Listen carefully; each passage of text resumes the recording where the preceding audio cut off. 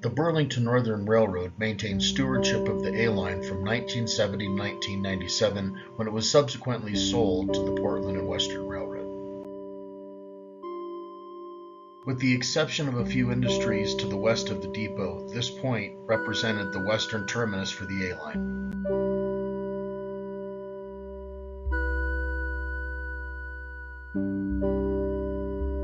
The purpose of this video is to analyze the existing structures on the Astoria waterfront, both past and present, then research and explore modeling options for the layout.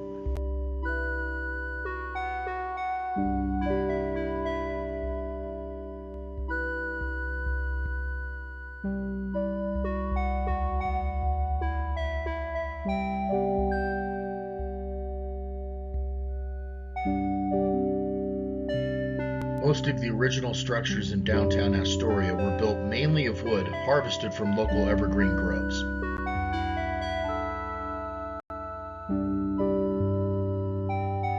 This is a photo of Commercial Street between 9th and 10th, around the turn of the century.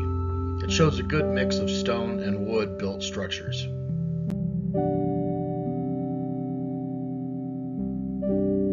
Again, Commercial Street between 12th and 14th in 1922. The famous Young's building is just barely visible up on the left, with the sign displaying drugs.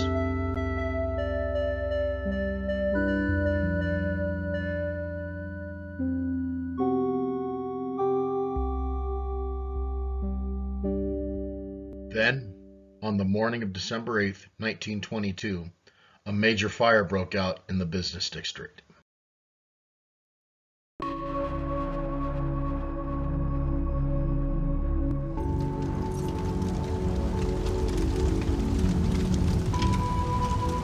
The fire raged for over 11 hours, and in the end, 220 businesses were destroyed over a 27-city block area.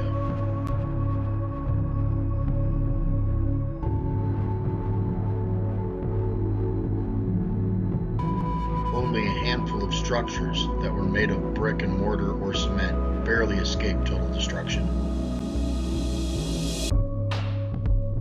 The reconstruction of the Astoria Business District meant using fireproof materials like concrete, cement, and brick to rebuild. This photo was taken at the corner of Commercial and 14th. This is the Young's building in 1922, shortly before the fire. And here's the Young's building today. Notice how the first floor is recessed due to the street widening project during the rebuild of the business district in 1923.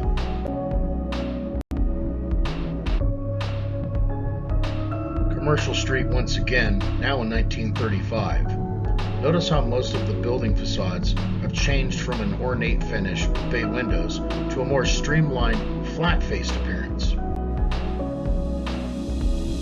It is now 1940, and we see the Young's building again on the right, or to the north side of Commercial Street.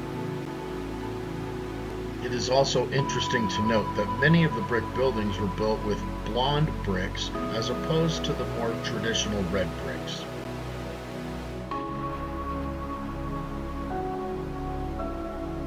This is a modern-day photo of the Elks Lodge, also one of the few fire survivors and blonde brick examples.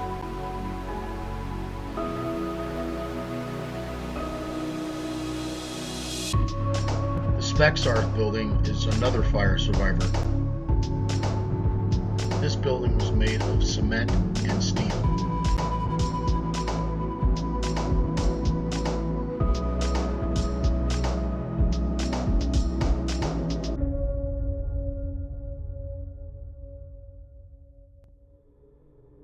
Most shoreline canneries were constructed of wood from locally harvested evergreen trees and built out over the water on wooden piers. One of the most famous structures in Astoria is the old Hanthorn Cannery that became known as Big Red post-abandonment. Another great example is the Samuel Elmore Cannery, represented here from the 1960s. It's a multi-story wooden structure over the water.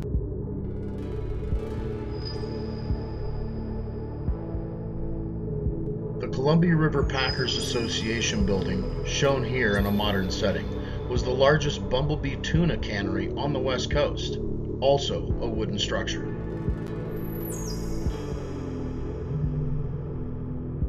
This is Bornstein Seafoods at the foot of Pier 1. It is a combination of concrete, wood, and aluminum siding.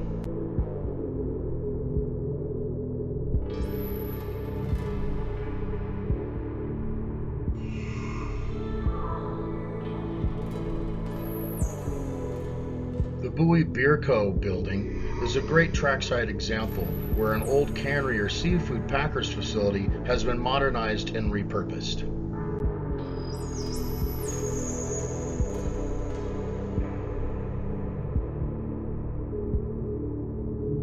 This structure is corrugated metal over a concrete foundation built alongside the old SP&S right-of-way pier along the waterfront, a very common sight today in Astoria.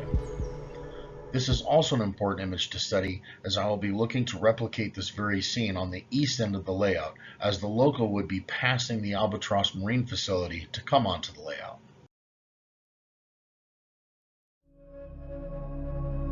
Another corrugated metal building, the Bowline Hotel, a former sardine packing facility now repurposed for urban use.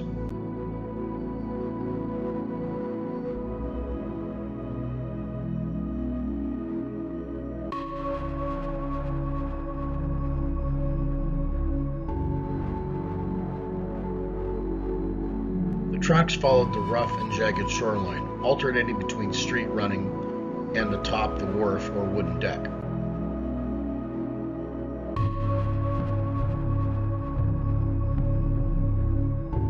In this image, we are standing on the pier, adjacent to the old right-of-way, looking west towards the Astoria-Megler Bridge. It's important to note here all of the details put in to keep pedestrians and traffic from interfering with the right-of-way. A mix of wood, concrete, and metal corrugated base structures are found all along the right-of-way. Notice how the wooden pier and the right-of-way hug the shoreline but are not directly connected to the shore. This particular scene I will want to replicate on the west side of the layout. This photo is important to study. Notice the curved pier extending out to the old cannery building. This exact scene will be replicated on the layout as well, as the scene on the west side with Hanthorns and the CRAP buildings. Another interesting aspect of Astoria is all of the maritime equipment and structures. A dry dock will be a visual focal point on this layout. Unfortunately, photos of a dry dock in Astoria eluded me at the time of making this video. However, here we see an example of a boat at dry dock.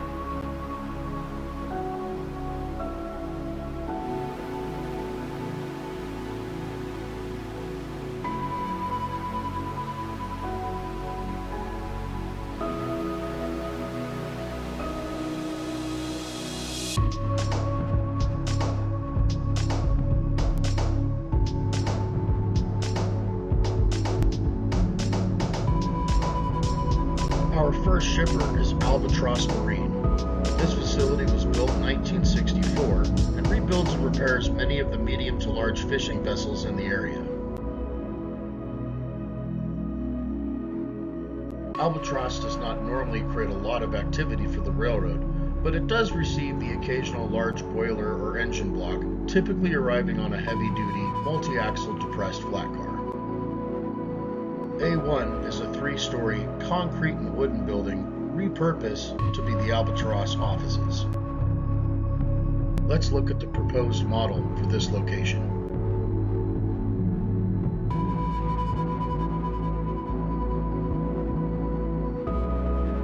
This model, pictured here, is the Graves elevator from Barn Mills. Once built and oriented appropriately to the track plan location, this structure will serve as a great view block for the main line that disappears behind the building to the corner wall. I will most likely remove all of the roof details and add a modern HVAC unit.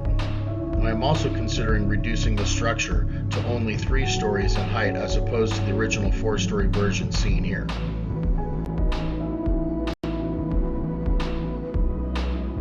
A2 is a single-story corrugated aluminum sided building serving as the Albatross machine shop. Let's look at the proposed model for this location. This styrene model is from Walthers and is their bus maintenance garage.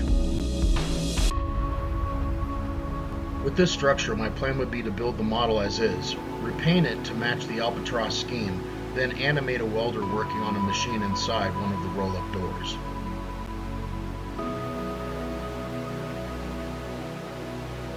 The dry dock sits adjacent to the machine shop. Inside the dry dock will be a model of a 92-foot tugboat being serviced. There will also be a large gantry crane located in between the dry dock and the industry track.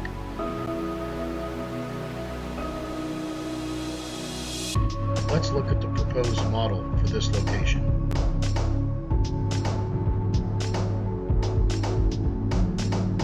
This beautiful model is from Frenchman. It will be reconfigured with a modern diesel exhaust after the steam stack has been removed.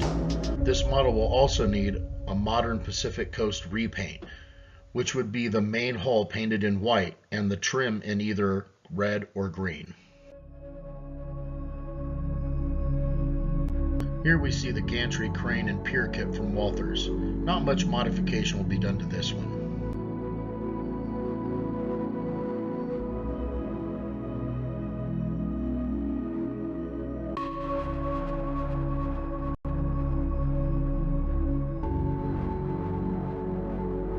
Building A3 sits at the entrance to the Albatross Marine property, and it serves as the security office.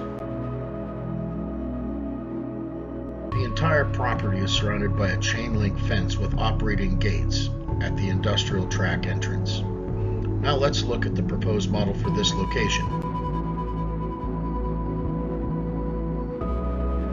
This structure is a styrene kit from Walthers called an industry office.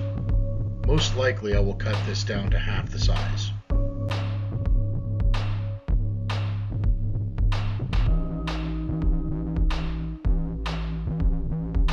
Next is Rotten Robbie's Oil Recyclers.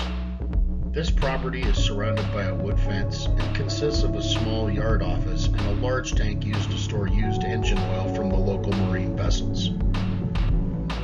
Let's look at the proposed model for this location.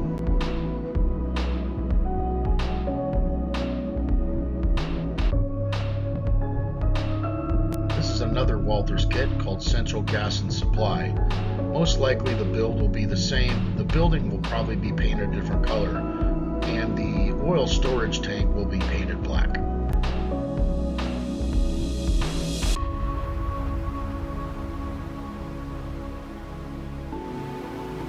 West of Rotten Robbie's is Passamaquoddy Park. To the east is Breezy's Kites, where world-class award-winning kites have been produced since the early 80s. Let's look at the proposed model for this location.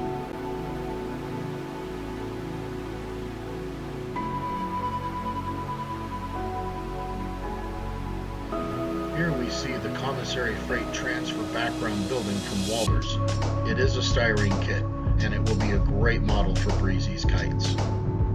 Once this model is constructed and in place, I'm highly considering putting somebody on the roof test flying a kite.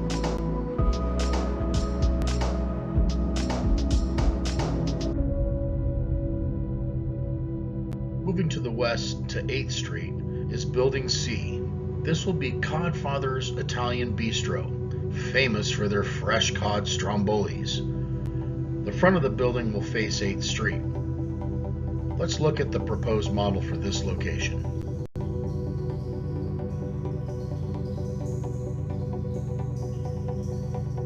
This is a beautiful 3-story wood structure from Bar Mills called Booty Corner. The original kit has the first floor as a grocery market, which will need to be modified to be an Italian restaurant. Just imagine, you can almost smell the fresh garlic. You can almost hear the Italian music. Maybe I'll have to figure out how to add that effect later.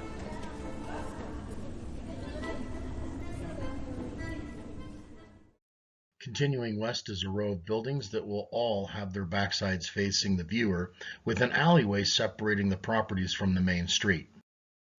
Structures D through H are all brick buildings. The first structure is D, Moe's Chowder House, followed by E, D. Fogg, Attorney at Law. F is the Shit Pile Apartments. G, One Ton Laundry. And H is the Breakwind Lofts and K-Dog AM radio on the first floor.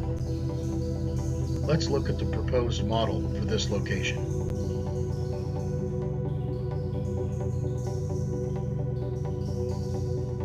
Moe's Chowder House.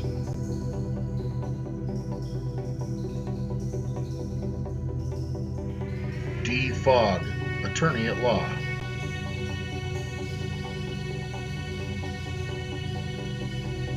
The Shit Pile Apartments.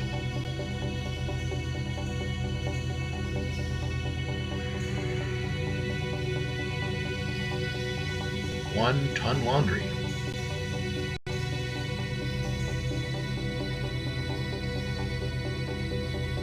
The Breakwind Lofts and K-Dog AM radio.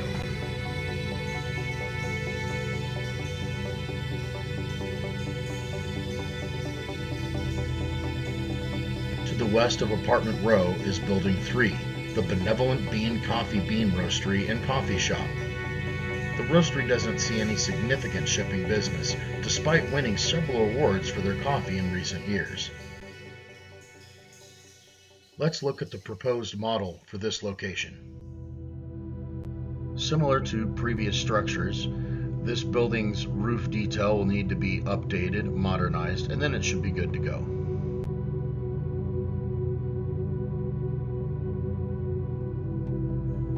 Crossing over 7th Street, now on to Building I. This is the Canconen Brothers Scandinavian Furniture Outlet. They do not require any railroad shipping service. Let's look at the proposed model for this location.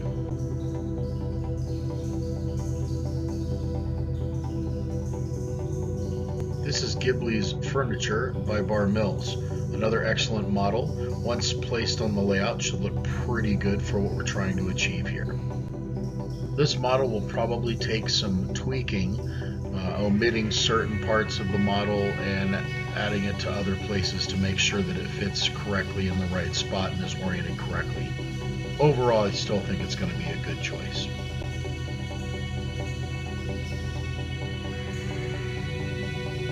To the west of Canconen Brothers is the Clatsop County Cold Storage Facility, Building 6. This facility is the busiest shipper in Astoria. Let's look at the proposed model for this location.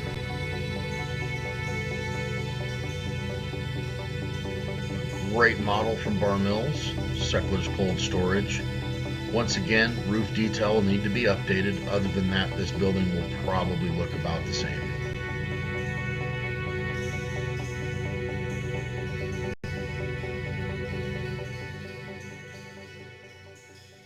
Just beyond the cold storage facility is Building 7, Kang Imports.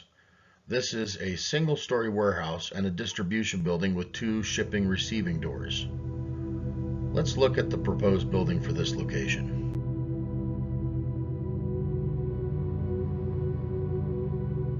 This is a Walther Styrene model known as Bud's Trucking background, which basically means it's the facade, not the full building. This will become Kang Imports.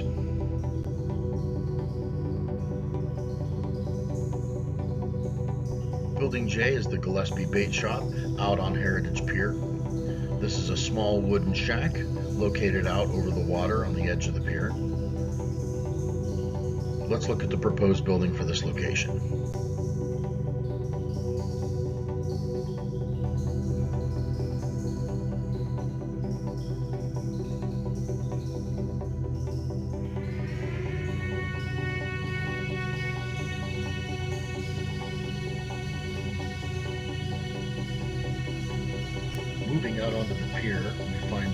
4, Hanthorne and Company. This is an all-wood, two-story structure that was once a major industry in Astoria. Now Hanthorne specializes in packaged smoked salmon. Let's look at the proposed model for this location. This is Waterfront Willie by Bar Mills, another great model. Like the detail, the roof setup is probably not very Pacific Northwest accurate, so that might be modified. This is Staten Marine, also from Bar Mills. Like Waterfront Willie's, it is also a wood model. It was my first choice, however the footprint is a bit on the smaller side, so most likely I will combine these two models to become one complete structure.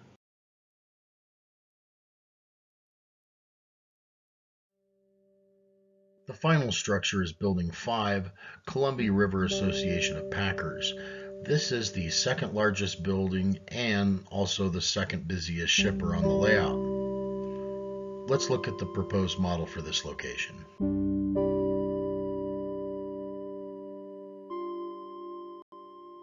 This here is Shipyard Brewing Company by Bar Mills, and probably one of my favorite models, just really well built, very interesting building. This here will probably not fit in the space given since it's up against the wall, so my plan would be to take this building and cut it directly down the middle in half along the roof line so that end to end it'll be a very long building, and I'll probably have to build a custom loading dock for it, but I think it'll be pretty impressive.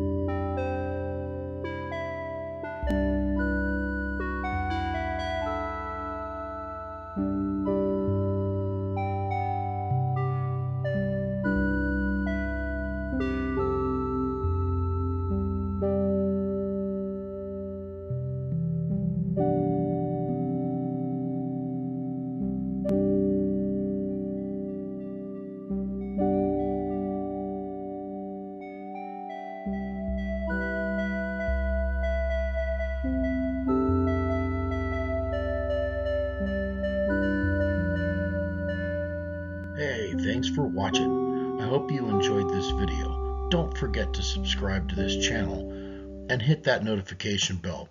That way you don't miss any new content. See you next time on the A-Line in HO scale.